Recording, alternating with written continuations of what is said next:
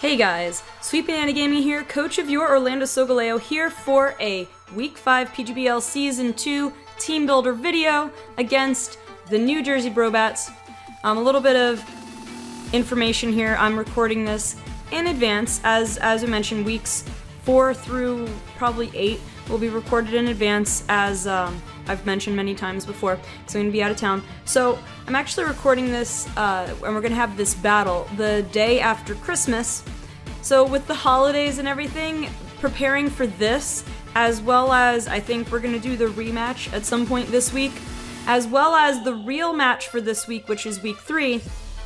Between all of that and with the holidays, just coming off the holidays and still like New Year's Eve coming, so it's still kind of the holiday season, the preparations, at least on my part, have been difficult. It's been difficult for me to keep my focus and kind of put my thoughts together, but I have some things here, and we're gonna just go through the team and see how it goes. So first of all, looking at my opponent's team, Rewt being our rival, therefore we battle him twice in the regular season, and me having first draft pick, some of his picks I would think are kind of in retaliation of mine. I believe his first pick was his Solgaleo, which is a pretty good counter to my Naganadel. I'd have to, you know, kind of hope for a Fire Blast against it, which we'll get to Naganadel, but for Solgaleo, big threat. Solgaleo's annoying. You know, a lot of the Ultra Beasts are annoying with their Beast Boost, but defensive Solgaleo is annoying because it's really hard to penetrate. Offensive Solgaleo with the Z Crystal could be even more. I haven't faced, well, I guess I faced him in the past, like a while back, like during the regular Sun and Moon meta. Solgaleo is a major threat if it runs offensive with Z Air Slash, I guess it is, Supersonic Sky Strike, getting those special attack boosts. After an Autotomize, it can Leech Seed things to get back health. Can it learn Giga Drain? I don't know if it I feel like if it learns Leech Seed, it should be able to learn Giga Drain, but I don't remember off the top of my head. But Solgaleo is a big threat. The only plus is that if it is offensive, it'll be easier to KO, and I have a couple of things that have, you know, attacks that can be strong on it. So, the one thing, if you look at my team, and again, this is where maybe more preparation could have been better, I don't have a ton of things that one-shot other things, compared to, comparatively speaking, compared to in other matches. But, let's go through the team. Well, I mean, I guess talk about the other threats on his team too. Kyurem Black, his other Z user. Kyurem Black's stats are kind of insane, for something that's not Uber. Like, they're really good, and it can hit really hard. A Freeze Shock is, I think, the move. I need to look up its accuracy. Freeze Shock is insane. One-shots a lot of things that aren't even weak to it. So yeah, that's another major threat. I considered running Blaziken for the easy, like, low kick, one-hit KO, but since I'm running, you know, I'm running Blaziken, well, I was considering running Jolly, but I need the webs up. I'll get to my strategy, but you can see over there with the Galvantula in the corner, I'm going to rely on Sticky Web for some of the major threats on this team. And so with that, I could run Jolly Blaziken, but I couldn't really find space for it on the team. I don't know, there's a chance I could swap out with Clefable, but then I wouldn't have another wall that I need, so I don't know. Blaziken with low kick, but then if you look at the rest of his team, a lot of his team is like, he's got Rain Team potential on his team. He could bring, you know, I don't know that he would bring although the 3 water types kind of cover each other's weaknesses pretty well, so maybe he would. He could bring Politoed, Swampert, and Ludicolo. Swift Swim team just kind of, you know, wreck me, so bringing Blaziken might not be the best choice. But anyway, Kyurem's another threat, and of course the Mega Sceptile, which is honestly one of my favorite Pokemon. But that speed stat and that special attack stat, even its physical attack stat, if you wanted to go that way, is pretty great. So This is mainly what the webs are there for, and I guess let me just start and get into the logic behind this team. I'll just kind of go in order here. So we have the Mega Absol, pretty much similar set, same EV spread that I normally run, with let's see, Sucker Punch, just Sucker Punch because in the event that my webs get cleared away, because he has a few defoggers, Sucker Punch as a means of priority for, like, if the Celesteela gets an Autotomize up and, I don't know, or more than one, I don't know how, let's see, what's its speed, 61? I think it might have to get, no, I think with one Autotomize, I think it sharply raises speed, so at that point, if he runs offensive with max speed, then I wouldn't outspeed, so I don't know. In case I can't outspeed the Celesteela for whatever reason, or the Mega Sceptile, or what else? The Ambipom, I don't know. So Sucker Punch is a thing I could run for that. Superpower is the hardest thing I think I can hit the Celesteela with on Absol. I might, like, Special Absol might get Fire Blast maybe, but, you know, running a physical set. And it does, like, up to 90% to Kyurem Black. I don't have a lot that can one-hit KO Kyurem. I don't know if I have anything other than, well, other than a Draco Meteor from Naganadel. I don't think I have anything else that can one-shot the Kyurem on what I'm bringing, but this will do a decent chunk to it, and I outspeed the Kyurem. Protect is for a couple of things. One, if I need to stall out Rain, and the other thing is if he brings the Ambipom, I don't know if he'll bring the Ambipom, but he might, just to taunt me with it, because Ambipom was something I wanted to pick. As you know from last season, Mimi the Ambipom was a really useful, came in clutch for the second half of Season 1 and was a valued member of the team. But in case I need to, you know, block a fake out, or like I said, waste turns of Rain if he goes for his Rain team.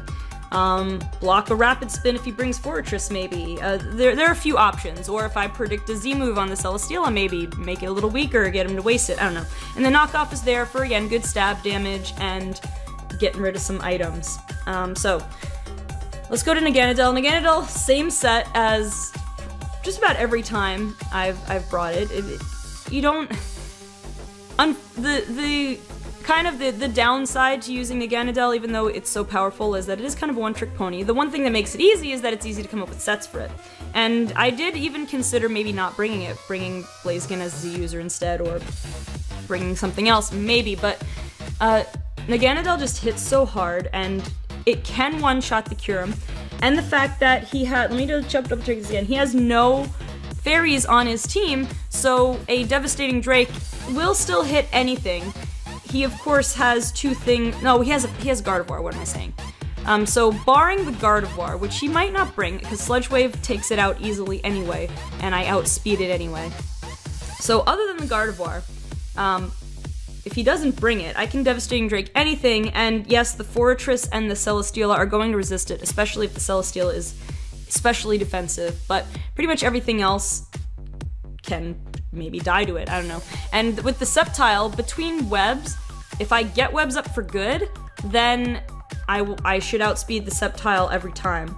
And then even if I don't, if I manage to get Naganadel in ahead of time and get one Beast Boost off, then I should have no trouble outspeeding it for the remainder of the game, and so he's very vulnerable. In fact, a Sludge Wave, I should check Sludge Wave's damage on Mega Sceptile, because I might not even need to risk the Draco Meteor or the Devastating Drake on it. I was gonna run the calc, but it's gonna show up on the screen, so I don't want to mess with that. I'll double check with that later. But basically, yeah, everything there. Fire Blast is there. It's still, if Celesteela is offensive, it will two-shot it. If I manage to somehow get a nasty plot up ahead of time, then Fire Blast will one-shot it. So. And that's if it's offensive. If it's defensive, I'm not totally sure.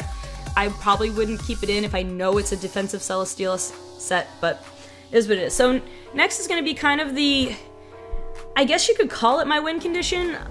The Galvantula itself is not necessarily my win condition, but the getting webs up, I don't know if it's totally fair to call it a win condition, because there's still the Celesteela and the Kyurem to deal with that aren't bothered as much by the webs.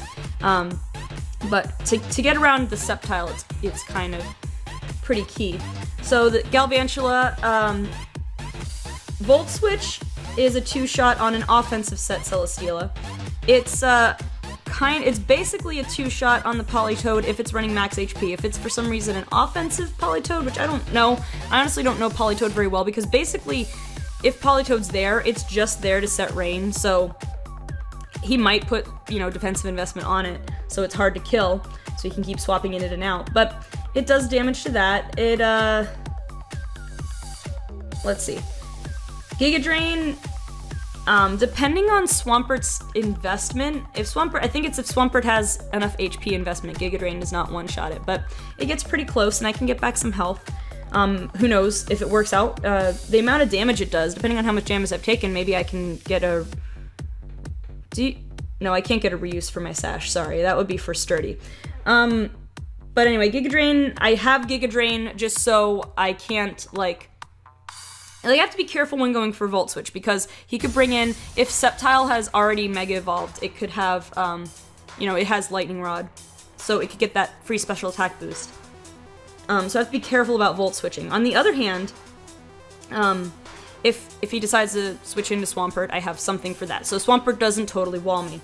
Now a Bug Buzz, if I manage to somehow get in and still have my Sash against the Sceptile, a Bug Buzz will one-hit KO the Mega Sceptile, so that's good. Ludicolo, on the other hand, is a little bit more bulky, so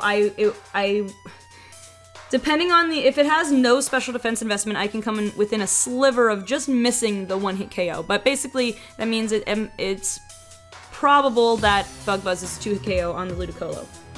So, but the main thing Galvantula is here for is, and okay, I did show that Volt Switch 2-hit KOs Celesteela, but again, I have to use that sparingly if he has Swampert, and he'll probably definitely have the Mega Sceptile, so I do have to be judicious about my use of Volt Switch. But anyway, the main thing Galvantula is there for, though, is the Sticky Web. I did think about Thunder in case he sets the Rain. I have perfectly accurate Thunder, and with Compound Eyes it's accurate anyway, but I'm not going to rely too much on my electric attacks due to the very fact that he's got 2 immunities. But that's basically it. I'm not going to go too much into detail. So I'm going to bring back my Silvally that had that mixed defensive EV spread. This time running Steel type. I considered putting more into special defense instead of defense, but given that I'm Bold Nature, I figure I'll keep the defensive investment because it's kind of where it shines. This thing doesn't hit super hard, but it's kind of here. It can kind of help me pivot.